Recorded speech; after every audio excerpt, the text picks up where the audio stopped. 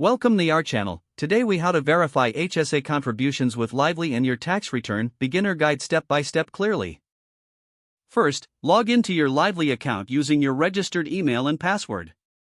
Once logged in, navigate to the dashboard where you'll see all your account information.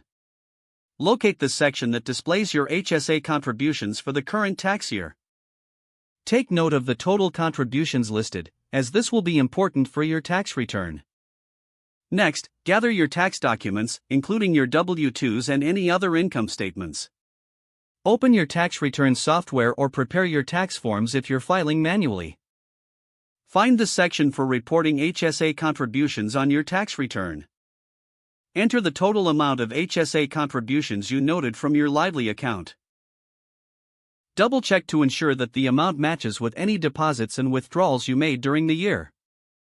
If you used any contributions for qualified medical expenses, keep records of those transactions. After entering the HSA contribution, continue filling out the rest of your tax return as needed. Once you've completed your tax forms, review everything for accuracy.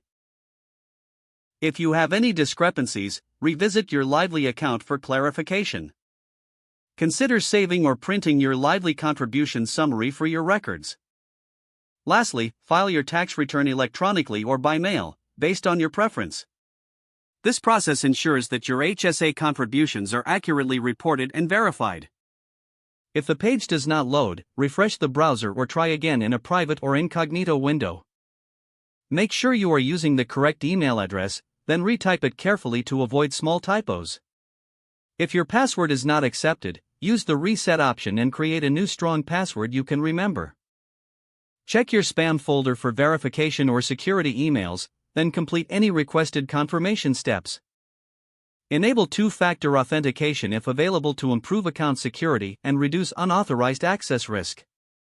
After signing in, review your profile details so your contact information and settings are accurate and current.